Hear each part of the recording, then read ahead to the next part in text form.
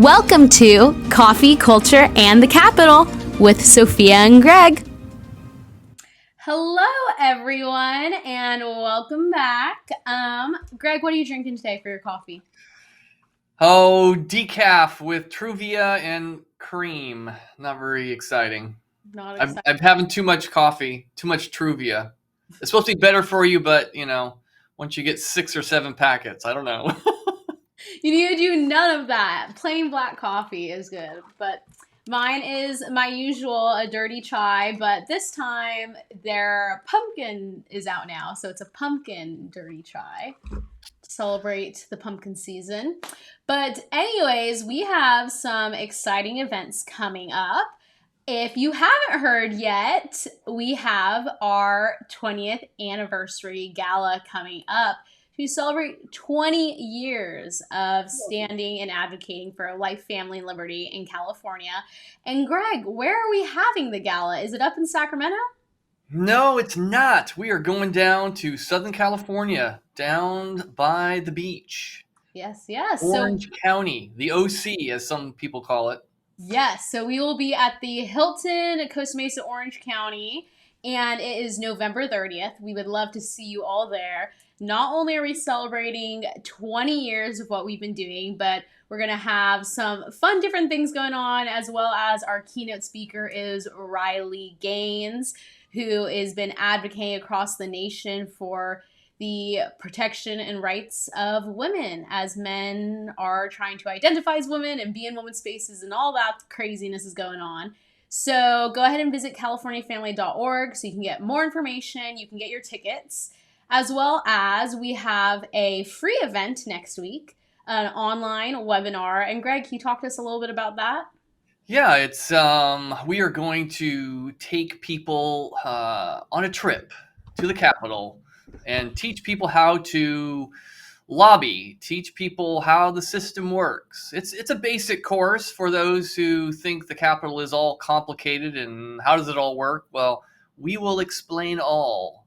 And hopefully what this is going to do is make you feel more comfortable with getting involved with what we're doing on a regular basis and encourage you to call your legislators, have an influence on what they're doing. Help us be a watchdog because we're doing our best up here, but we need more eyes.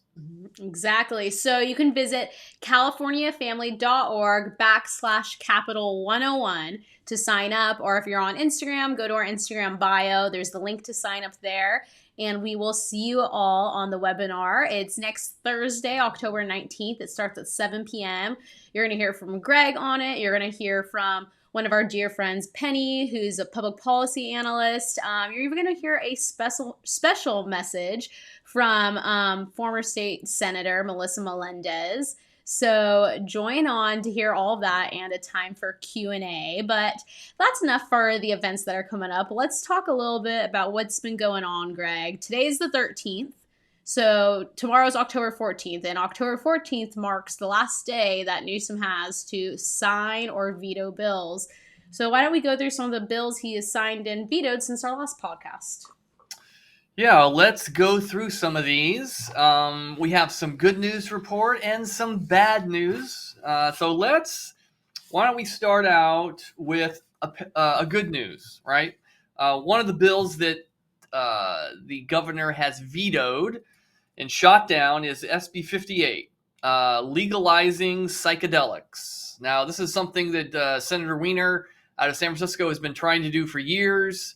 He originally introduced this bill 3 or 4 years ago, and the list of psychedelics he wanted to legalize we're not just talking about legalizing them to help people with medical issues. We're talking about legalizing it for recreational use, right? LSD.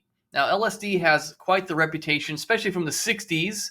This is a drug that would induce people into hallucinating, sometimes jumping off bridges. People do all kinds of crazy things when they're on this drug. And he wanted to legalize it, but the governor has issued a veto, and more or less he said this. He, in his veto message, he said, I'm open to the idea of having psychedelics being used to help people that are suffering with certain medical conditions. But he said that this bill didn't provide any regulated treatment guidelines, which means there had to be no medical clearance or doctors involved just to make sure that, somebody with underlying mental or psychosis uh, was not given the drug, right? And so that's a major rebuke to what Senator Weiner has been doing.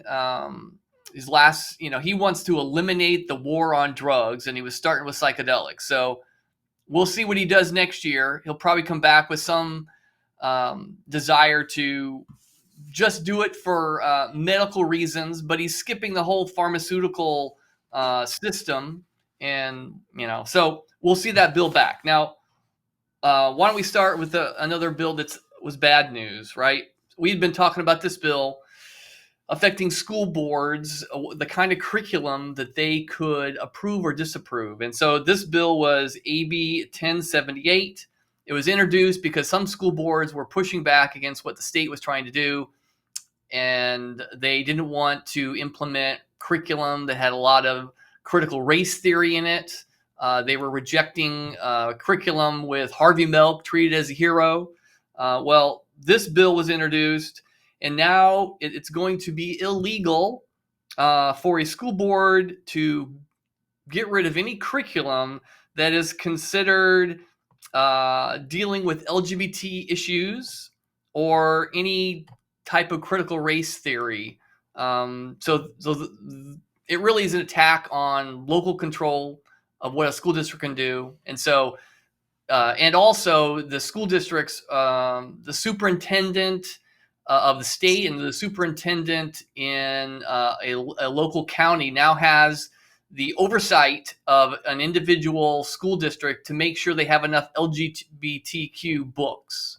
And if they don't think they have enough, they can buy them and force the school district to pay for them. So that's a big blow. But I do want to make sure everybody knows that you can still oppose books because of pornography or sexual content in them. And that's what a lot of parents have been doing around the state.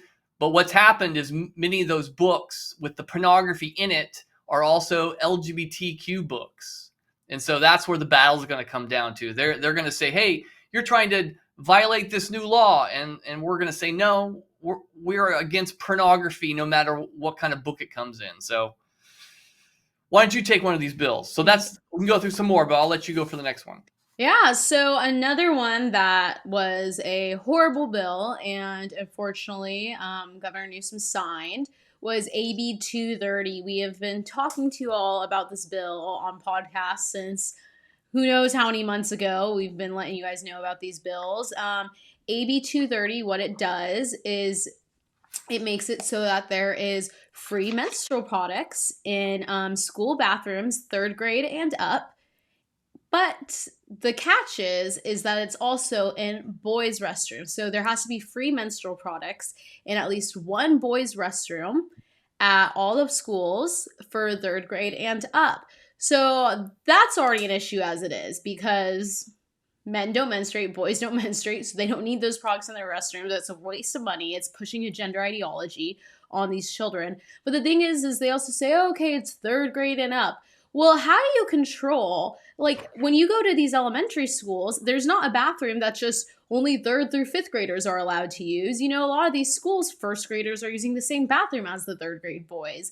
And so now 1st graders, potentially even kindergartners, are going into the restroom, seeing these menstrual products, and then are wondering, why are these in here? And, if they go home and ask their parents might give them the right answer of, it's for girls, you don't need them at all, and explain that. But if they go to their teacher and ask, there's potential that their teacher could then say, well, when you get a little bit older, you might have a menstrual cycle and all these things to these little boys. So it's just pushing so many awful things in the school system, which is kind of, we're seeing that happen in all different kinds of ways. They're coming for your children, honestly, is what's going on here. And so unfortunately that was signed into law. We fought that one hard.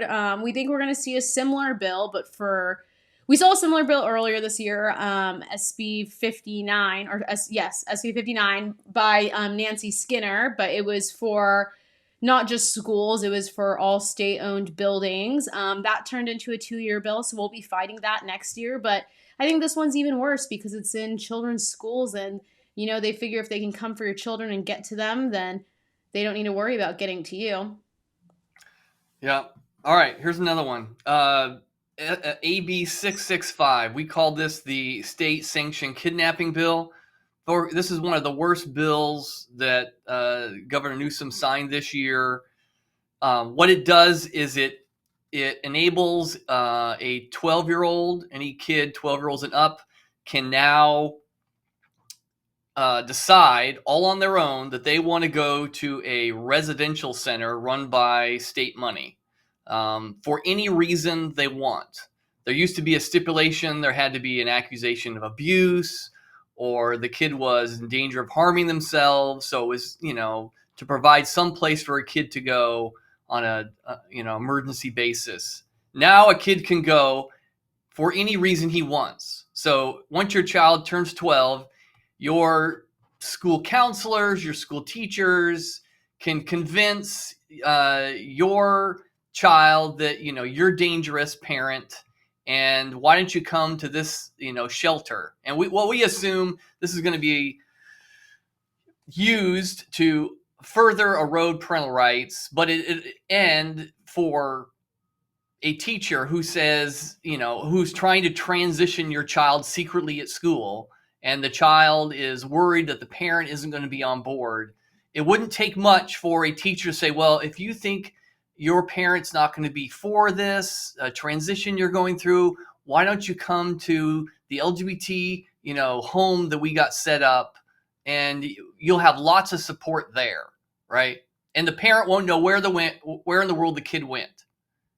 I mean, so that's what we call it, kidnapping, because it's like somebody pulling up, to a park and say, "Hey, come in our car, little kid. We got some candy for you." I mean, it's pretty easy to manipulate a 12-year-old, and so that bill passed despite all of our lobbying and warning, and so that's a real concern. It's probably one of the worst bills we've ever seen Governor Newsom sign. Honestly, the attack on parental rights and the negative effect it's going to have on children. And it doesn't even have to do, obviously the bill is created around LGBTQ children, but it doesn't even necessarily have to do with that. A child could go to school one day and say, I'm mad at my parents. They took away my phone and now they're not going home, and their parents don't know where their kid is and they're being sent somewhere else. So it's a really scary thing that was signed. It was. All right. Another one.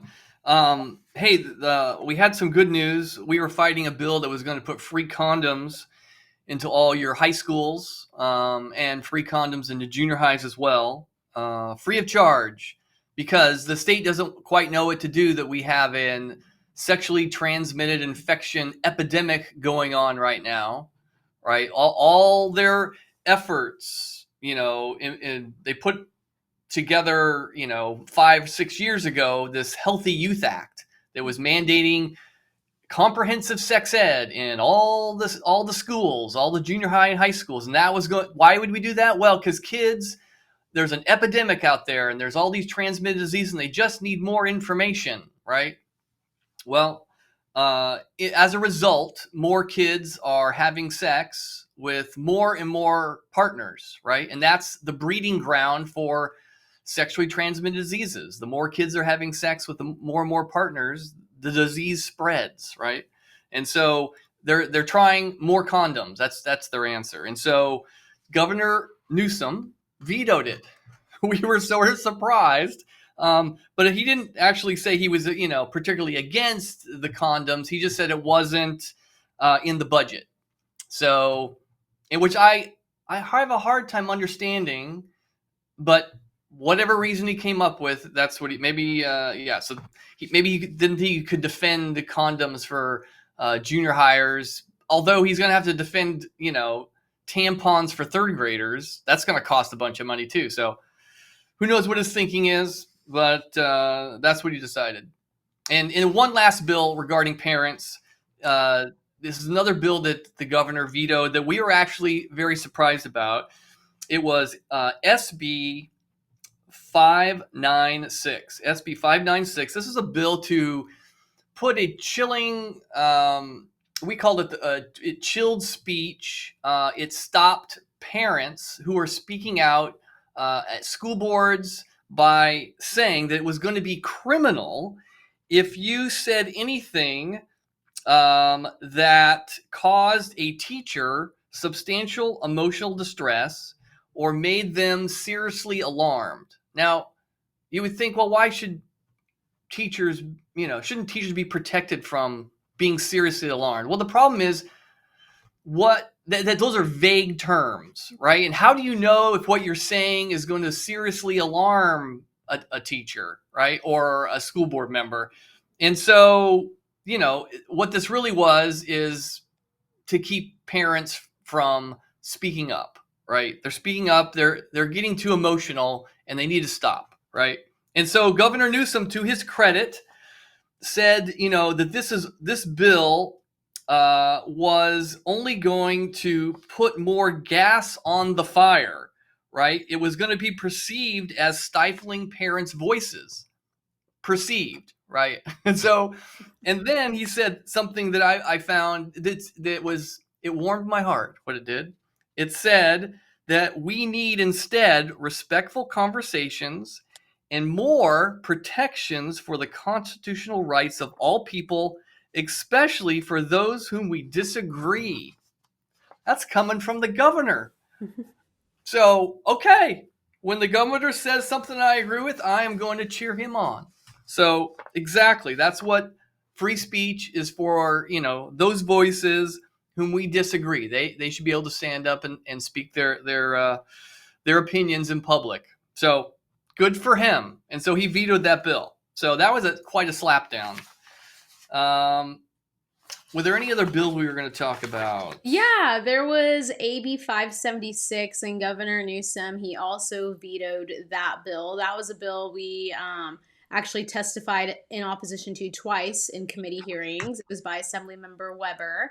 And what the bill was going to do, it was going to have Medi-Cal insurance cover abortion pills. So medication abortion up to 11 weeks of a pregnancy, where right now it covers up to 10 weeks of a pregnancy. And there's a lot of issues with this. One of the major issues is obviously we don't want to extend abortion medication being covered. But also the assembly member who did introduce this bill, she really pushed back on some other bills and other comments that we've made in the past saying, well, these things aren't FDA approved and all that, but abortion medication isn't FDA approved up to 11 weeks. It's only FDA approved up to 10 weeks. And the reasoning is because it gets unsafer and unsafer the longer the pregnancy is. At 10 weeks, women used to have to go in, get the ultrasound, and make sure they were 10 weeks or under to take the abortion medication, which is obviously harmful no matter what. But it puts the woman and the mother's life in less danger. It's in danger no matter what, but less danger, less bad situations coming from it if it's 10 weeks or under. And they wouldn't do anything above that because it could put the mother's health at risk and a lot of bad situations could come from it. And so now she wanted to put it to 11 weeks. And so Governor Newsom vetoed that bill. Kind of similar thing. He just said it was unnecessary and not needed.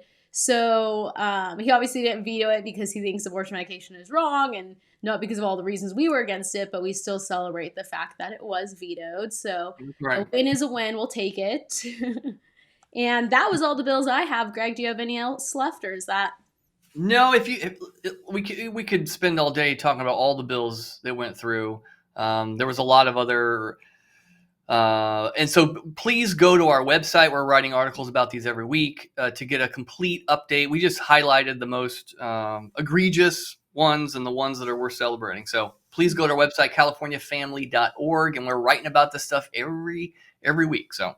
Yes. And to kind of now go back to the bill that you were talking about that Newsom vetoed with the school boards, Greg, or with parents coming and speaking at school boards, we have been really paying attention to what's going on at the school boards, especially with the parent notification policy. So 2 weeks ago, I went down to the Fontana School Board for their meeting. some of the people in the Fontana area in that district, they asked for the parent notification policy to be put on the agenda. And the board chose not to. And there's a bunch of stuff going on with that. Apparently the Fontana School Board, if a parent comes and asks for you to place it on the agenda, they have some policies that state that they have to. So there's a whole behind the scenes stuff going on there.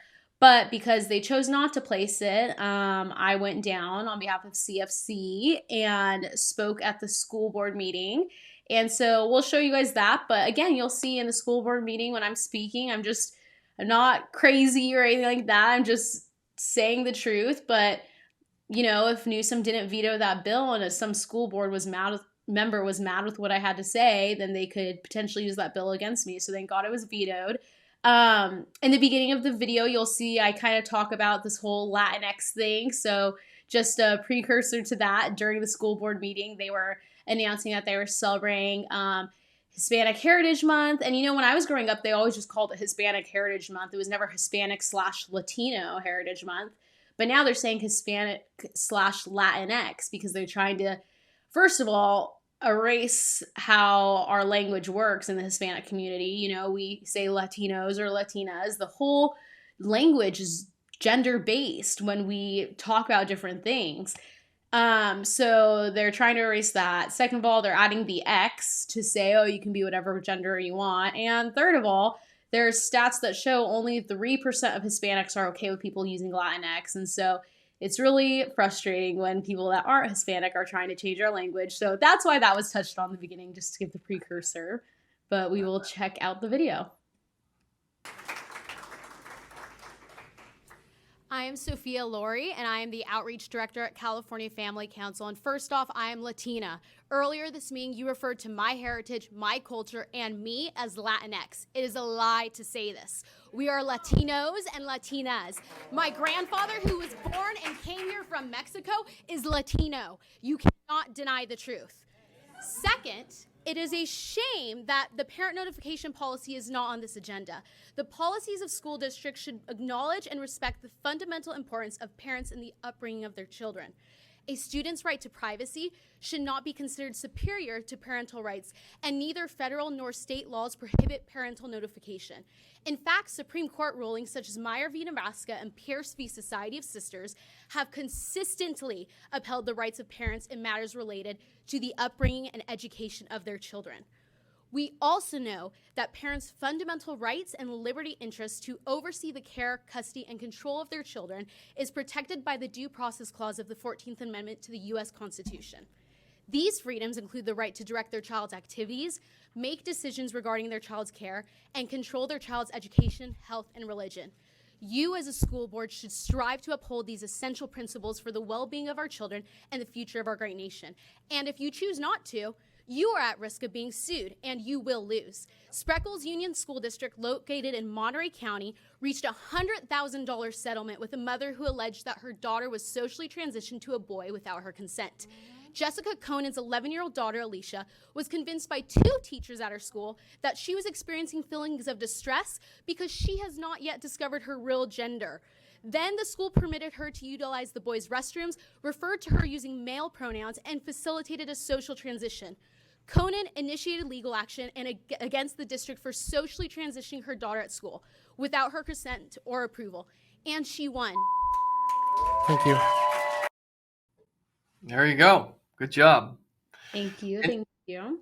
And we've been talking about these parental notification policies that we have been encouraging around the state. It started out with Assemblyman Bill Asaley trying to introduce a bill, AB 1314.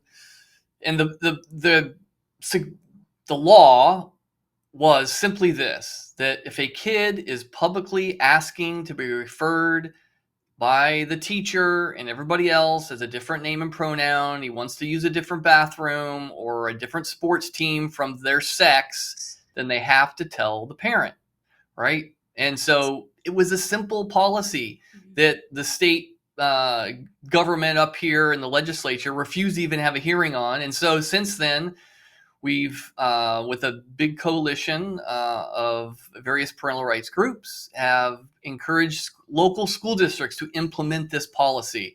And we have about 6 or 7 that have introduced various versions of a parental notification policy. And so we hope and pray that this continues to spread.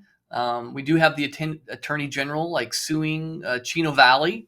There's a hearing coming up on the 19th where he is saying that, this particular policy violates the state constitution's right to privacy, that 5-year-olds have a privacy right from their own parents, like little kids, which is ridiculous, and everybody knows it, but they're going to try and defend that. But we also have a federal case down in Escondido where a federal judge has said the exact opposite, that parents must be involved in their kids' lives, and you can't keep secrets from them. And that is generally the policy that a lot of school districts are doing. They're secretly transitioning kids, just like it happened at that one school district where the mother found out and she sued and she won $100,000. So anyway, this is kind of exciting, and we hope this fight's very much worth it. And so, Sophia, you did a great job representing the coalition and us and all those parents out there who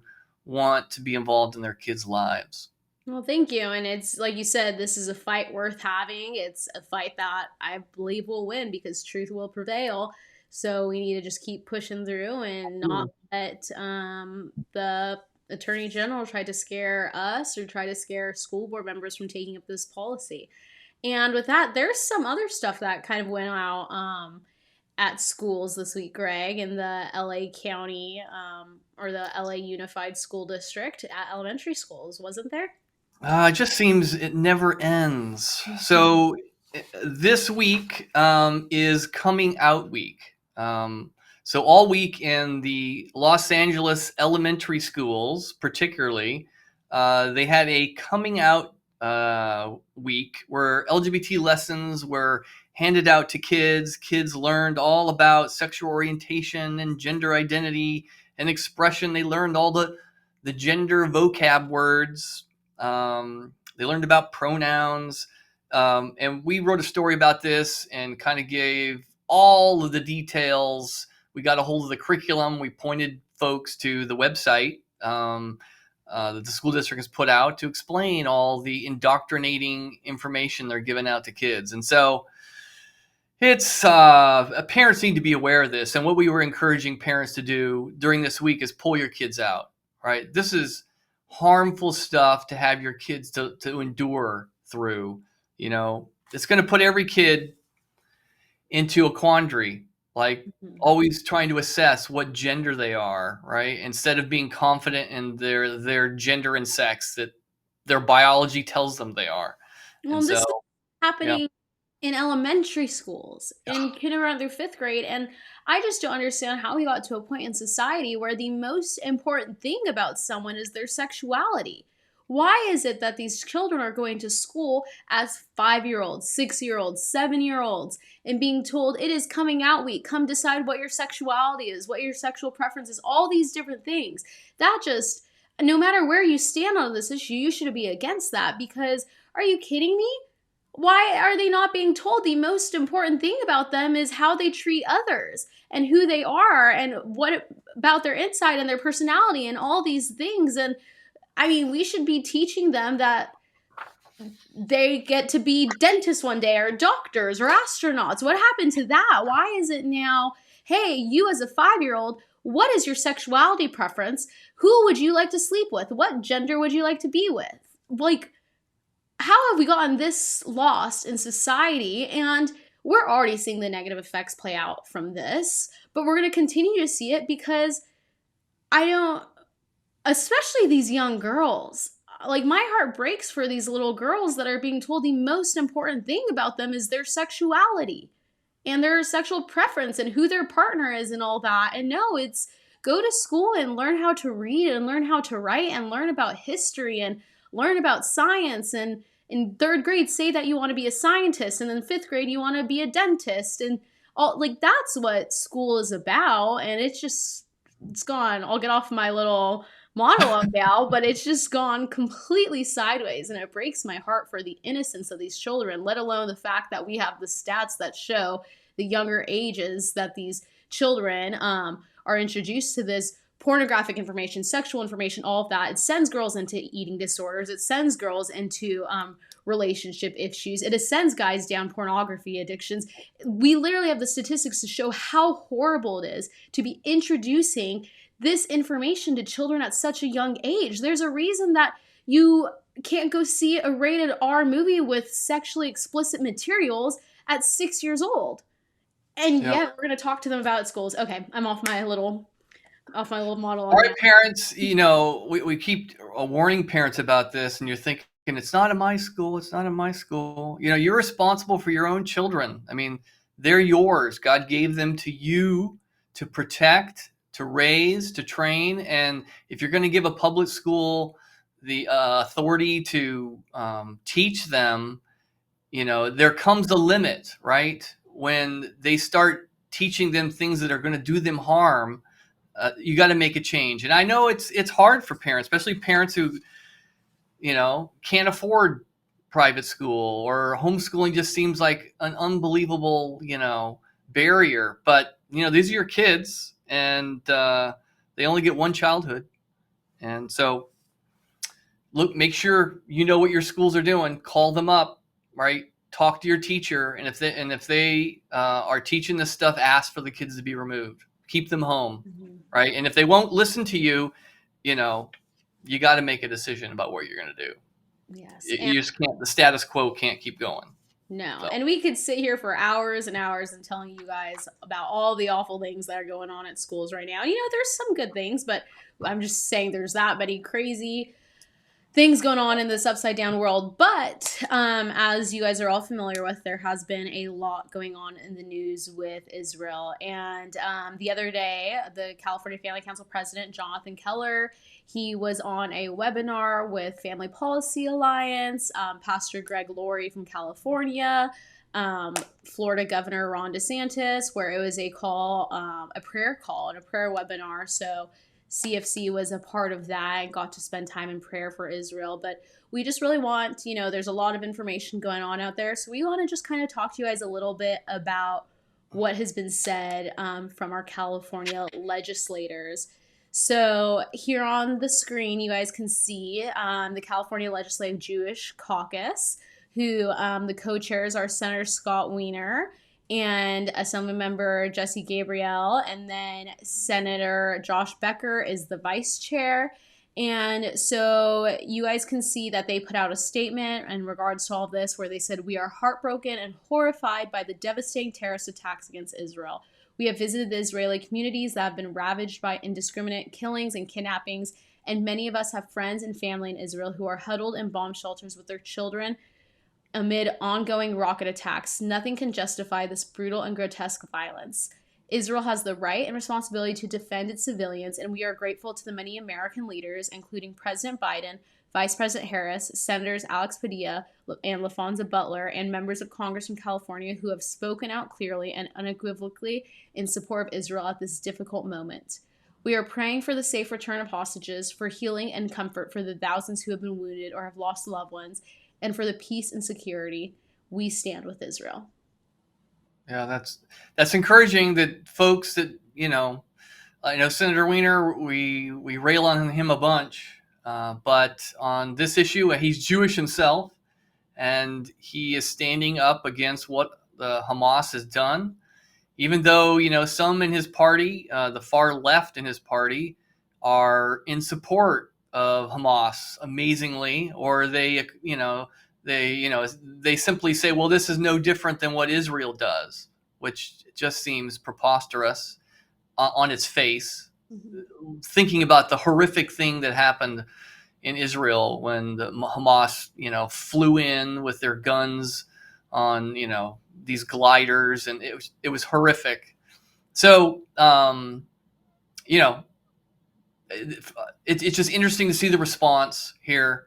But I also know that Senator Wiener also, he didn't want to let anybody know that he was on the side of Republicans, or especially on anybody who was Make America Great Again Republicans, like MAGA Republicans. So he put out a crazy tweet to make sure everybody knew that doesn't mean he's, turning Republican. So I know you're going to pop that up and show it. Yeah, you can see it here on the screen now. It says, "Let's be clear, the MAGA cult is supporting Jews at this moment because they hate Palestinians even more than they hate Jews. But they'll turn on the Jews in a heartbeat if the mothership signals a moral panic that Jews are groomers who want to steal their children. Eyes wide open." And when I saw that tweet, again, we just read from the Jewish Caucus the great statement that they put out, and Senator Scott Wiener, we disagree with him on a lot of things. He's been putting out a lot of great statements on this situation that we've actually been in agreement with. What's happening in Israel is absolutely horrible.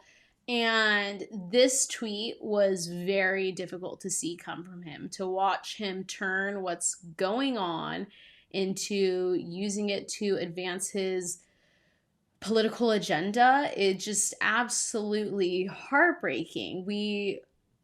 It just, first of all, I don't know who he's even fully all referring to when he says the MAGA cult. I think he's trying to wrap Republicans in that as a whole.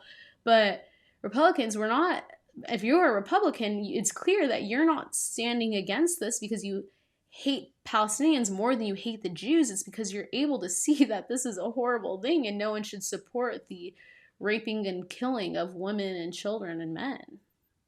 Yeah, I know this is distressing to everybody, what's happening. We just need to continue to pray for wisdom. Pray, this Hamas is so devious, hiding among the population there, many of those innocent Palestinians, right? And how they're going to get rid of them without hurting innocents is going to be really difficult. So we just need to be in prayer and trust the Lord and ask Him to guide our leaders as they go forward. Mm-hmm. Exactly. It's a good reminder that we need to be praying for our nation. We need to be praying for the world. We need to be praying for government and all those things at all times. But with that is all we have for you guys today. But also go to californiafamily.org, sign up for the newsletter, stay on top of what is going on. We are constantly pumping out as much information as we can to you all, and you can visit us on social media. We're California Family Council on Instagram, and we're constantly putting updates on Instagram, what's happening in California and across the nation and across the world. So go visit there. That way you can get information on all of our events, and we will see you guys next week on the podcast. But we're also looking forward to seeing you next week on the Capital 101 training, and then in a little over a month for our gala. Sounds good. Adios.